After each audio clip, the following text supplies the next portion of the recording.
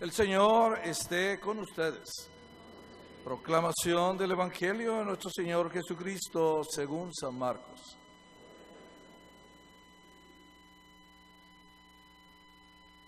En aquel tiempo Jesús fue a su tierra en compañía de sus discípulos.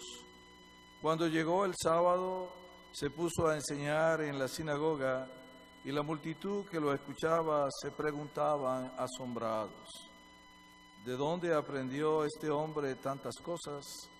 ¿De dónde le viene esa sabiduría y ese poder de hacer milagros?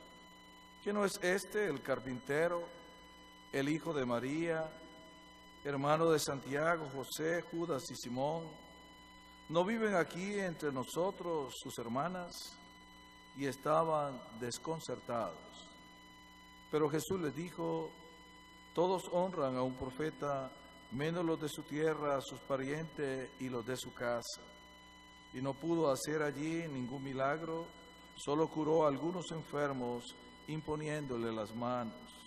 Y estaba extrañado de la incredulidad de aquella gente. Luego se fue a enseñar en los pueblos vecinos. Es palabra de Dios. Pueden sentarse.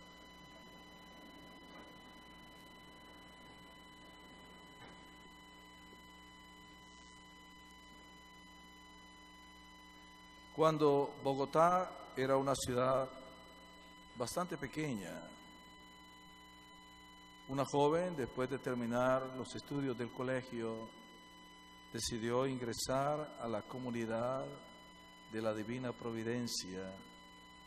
Estas religiosas se dedicaban a atender y cuidar a los ancianos y ancianas, pobres y necesitados. Después de que ella terminó su noviciado, la regresaron a Bogotá y la mandaron a un albergue de ancianos al sur de la ciudad, a un lugar muy pobre. Una de las tareas que tenía esta religiosa era salir un día a la semana a pedir limosna a la calle para el sostenimiento del albergue de ancianos.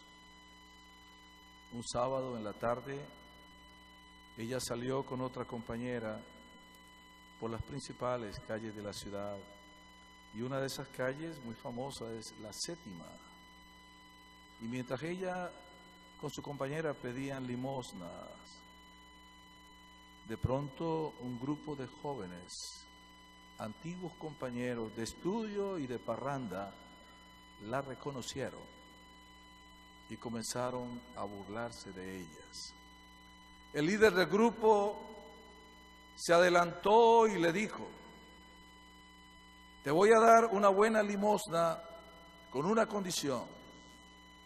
Me tienes que dar primero un beso y luego te doy una ayuda. Aquella joven religiosa, sin dudarlo, caminó hacia el joven. Cuando estuvo cerca a él, se arrodilló y le besó en los pies. Luego se puso de pie con dignidad, extendió la mano y le dijo: ahora cumple lo que me prometiste. Y aquel joven burlón, avergonzado, sacó su billetera y dio su ofrenda, mientras sus otros compañeros huían en desbandada, ocultándose entre la gente. El Evangelio de hoy nos dice Jesús que nunca ha sido fácil para nadie anunciar el Evangelio en el lugar donde hemos nacido o crecido, porque sentimos el rechazo, la burla de las personas que nos conocen. Jesús, un sábado, fue a la sinagoga de Nazaret, el pueblo donde él había crecido. Y allí leyó el texto del profeta Isaías, capítulo 61. Y después hizo una explicación tan maravillosa que la gente quedó sorprendida. Ellos pudieran haber dicho, como decía la policía de los fariseos, jamás ningún hombre había hablado tan bien como este. Y aunque ellos sintieron asombro, admiración, pasaron del juicio a la crítica. ¿Y de dónde le viene esa sabiduría a este? No lo conocemos, no ha crecido aquí entre nosotros. ¿De dónde le llega ese poder de hacer milagro? Y porque lo conocían, se negaron a creer en él. Le decían, ¿no es este el carpinterito? Y lo decían con desprecio. Sin embargo, en ese título que le daban o en esa manera de identificarlo, el carpintero, Cristo pasó 30 años de su vida.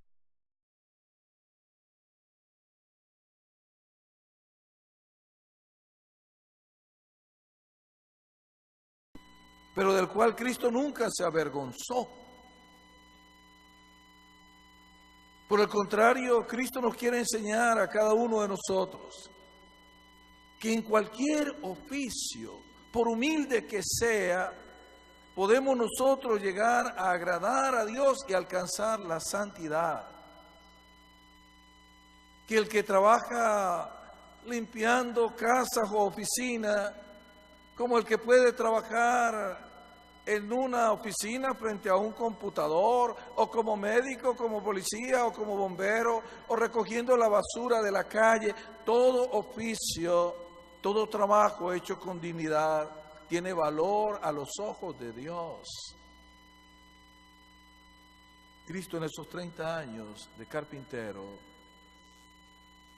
no fue un trabajo brillante y que llamara mucho la atención. Él trabajó 30 años, como trabajamos muchos de nosotros, en un trabajo gris, que no brilla, que no luce, que de pronto no es esplendoroso, pero es un medio para nosotros ganar el sustento con honradez, con dignidad. También lo llamaban, ¿no es este el hijo de María? Qué bonito título, que aunque lo daban con cierta sarcasmo, sin embargo era un gran elogio para la Santísima Virgen que llamaran a su hijo el hijo de María.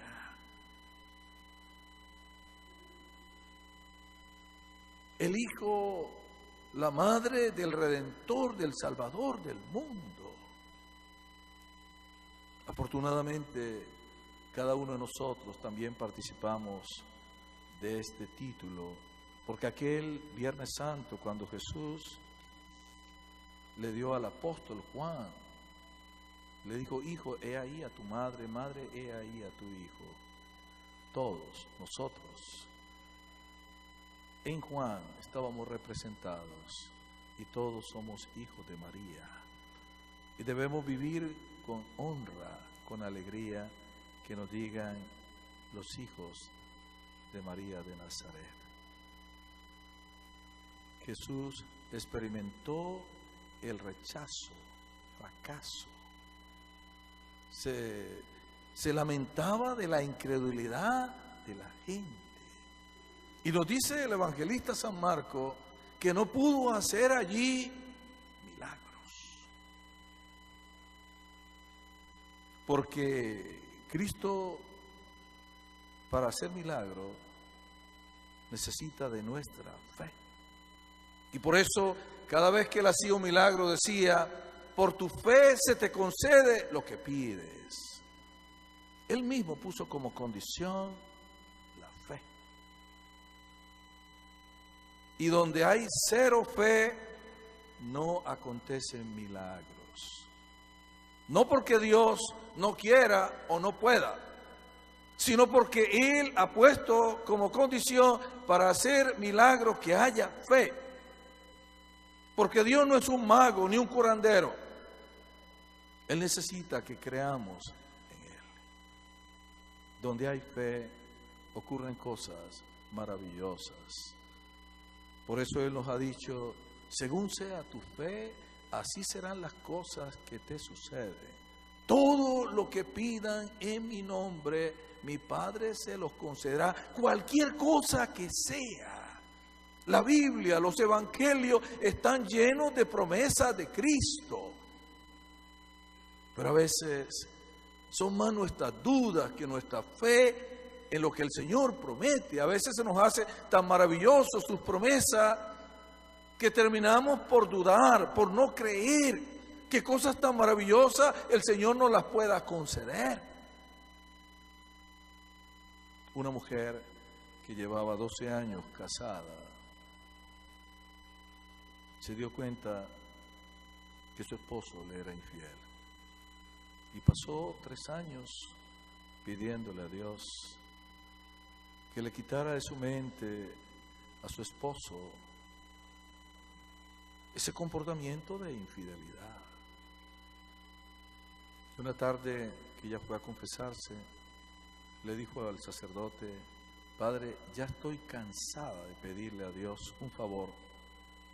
Ya voy a cumplir 3 años y no me lo ha concedido. Ya no le voy a pedir más. A lo que aquel sacerdote le dijo: sigue pidiéndole a Dios. Quizás Dios ya está a punto de concederte lo que le pides. Y la mujer escuchó el consejo del sacerdote y siguió pidiéndole a Dios. Una semana después, a las 2 de la mañana, oyó que tocaban su puerta y era su esposo que regresaba con una maletita pidiéndole perdón a su esposa, arrepentido. Se quedaron conversando hasta el amanecer. Los dos lloraron, se abrazaron, se perdonaron y allí comenzó a brillar de nuevo el amor. Dios respondió a sus ruegos. Dios nunca incumple sus promesas. Dios siempre es fiel. Él siempre cumple lo que promete. A veces necesita de nuestra perseverancia, de ser constantes, para fortalecer nuestra fe y para concedernos lo que le pedimos de manera asombrosa, mucho más de lo que pedimos, esperamos y merecemos. Ojalá nosotros aprendiéramos del Evangelio de hoy a no cometer el error que cometieron los paisanos de Cristo, los nazarenos, de no creer, de dudar y de rechazar a Cristo. El desastre más grande que le puede ocurrir a una persona, a una familia, a una ciudad o a una nación es desconfiar de Dios. Porque la desconfianza en Dios es fatal. Porque sin Dios, ya Jesús nos ha dicho, sin mí nada pueden hacer ustedes. Y a veces, como dice la primera lectura del profeta Ezequiel, dice, este pueblo es rebelde y cabeciduro. Se rebelaron contra Dios. Y Dios respeta profundamente la libertad de cada uno y de todos. Ante el rechazo que le hace sus paisanos, Cristo no los amenaza. Cristo no hace una retaliación contra ellos, como tampoco la hizo cuando sus apóstoles decían ante el rechazo de los samaritanos, Señor, ¿quieres que mandemos a que caiga fuego sobre ellos y quede envuelto carbones? Jesús reprendió a sus apóstoles y le dijo, ustedes no saben qué clase de espíritu han recibido. Dios no es Dios de venganza, es un Dios de amor, de compasión, de misericordia. Un Dios que respeta profundamente nuestra libertad, que sabe esperar, que nunca impone nada a la fuerza, que Él nos ofrece y espera que cada uno de nosotros, en algún momento de nuestra vida,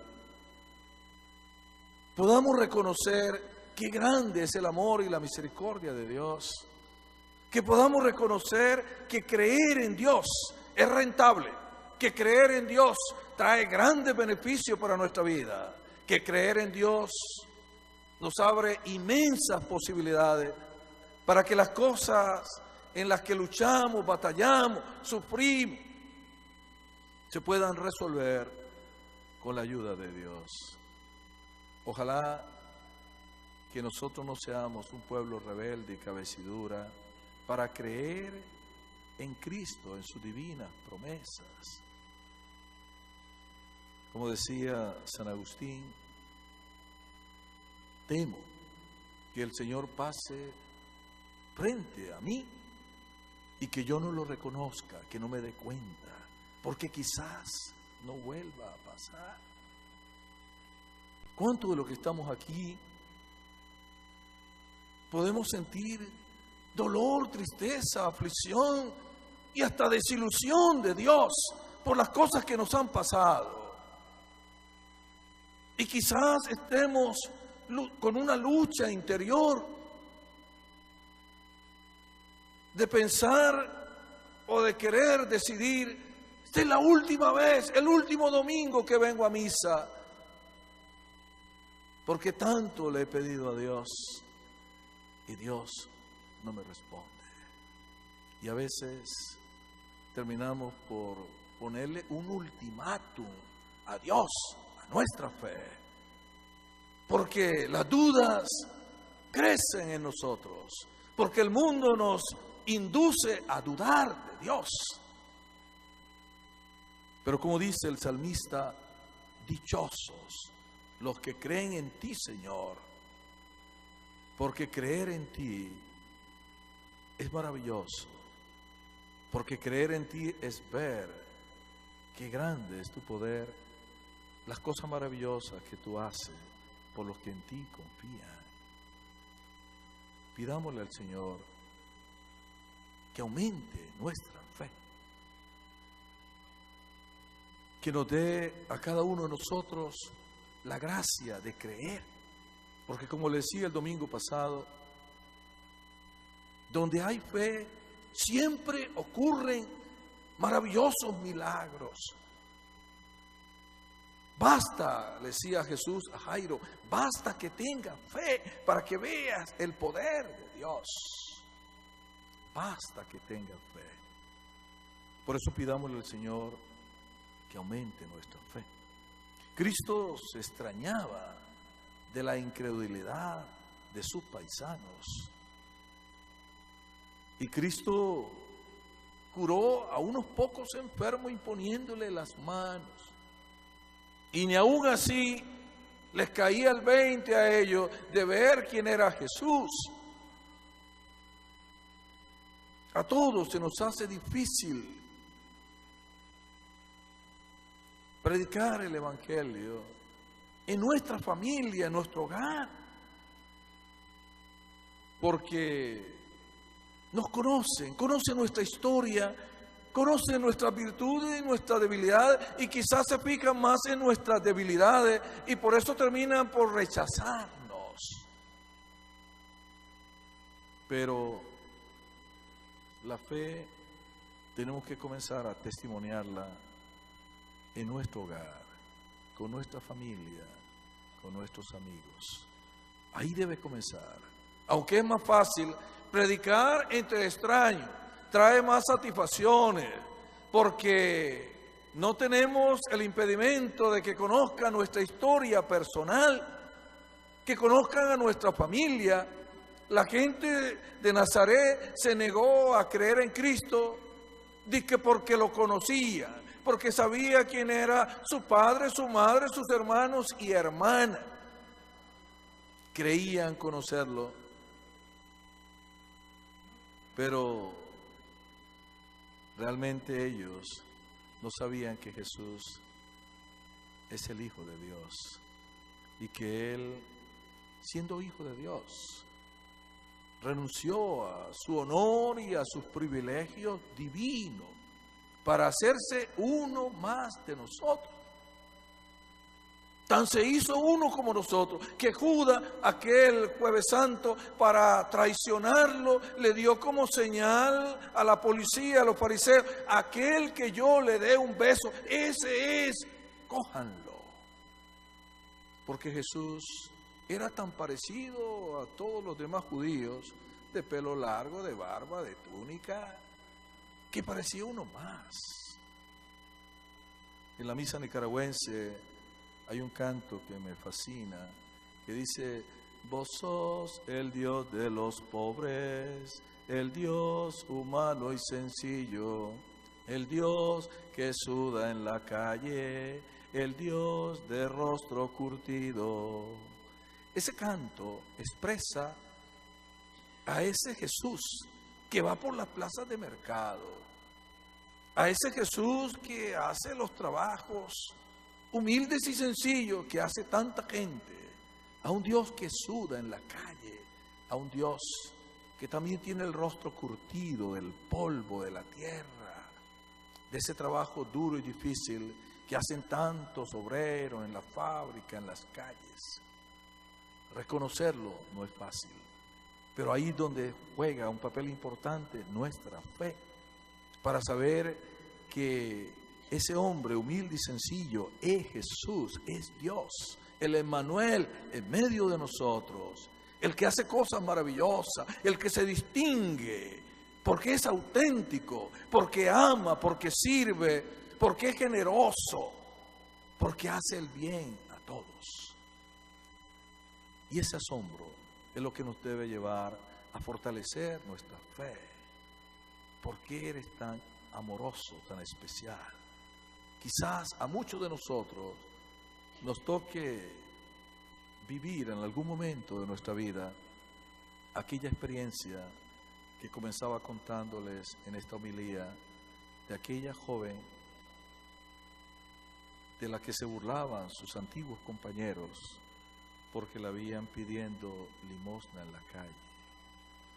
Quizá muchas veces tendremos que humillarnos por amor a Cristo, por servirlo a Él, porque aquella joven no estaba pidiendo dinero para comprarse aretes, perfumes o vestidos. Estaba pidiendo dinero para darle de comer a un montón de viejitos y viejitas pobres que tenían el albergue. Lo hacía por amor a Dios. Y cuando tenemos que humillarnos por amor a Dios, vale la pena y siempre tiene grandes recompensas. Amén.